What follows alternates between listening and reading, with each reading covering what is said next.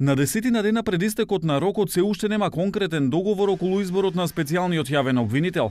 Иако лидерите на партиите кои преговараат неколку пати изјавија дека изборот е при крај, засега ниту едно име не се најде во јавност, ниту пак по влезот на опозицијските пратеници во собранието, ни отпочната процедура за нов закон за специјален јавен обвинител, ниту пак се предложени измени на постојниот.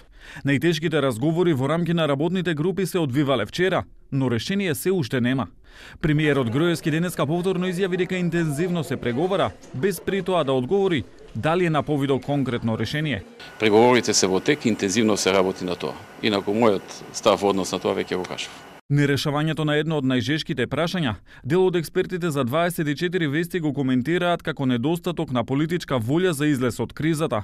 Поранешниот јавен обвинител Јован Трпеновски се сомнева дека ќе се испочитува рокот за избор на специјалниот јавен обвинител, потому очекува Американската амбасада и Европската унија со своите представници да извршат притисок или тие самите да предложат кандидат. Е очигледно дека времето е сосем кратко за да се постигне прво основното, а тоа е дали ќе биде со измена на закон за јавно обвинителство или со носење на нов закон за јавно обвинителство, па тек да се премине на некои персонални избори. Меѓутоа, јас мислам ото останува известно време за кое што ќе треба да смогнат сили учесниците во преговорите да постигнат спогодба и на собрание да биде донесено законот за обвинителство или измените на законот за јавно обвинителство.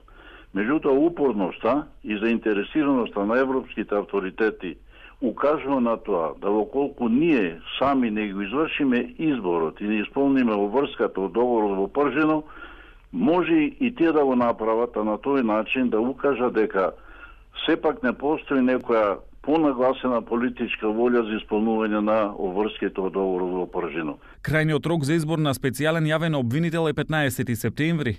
Според политичкиот договор од Пржино, тој ќе ги работи предметите со прислушувањето. Еден од нив е и случајот Пуч, чие второ продолжение е закажано за утре, откако на првото Зоран Заев како четврто обвинет не се појави.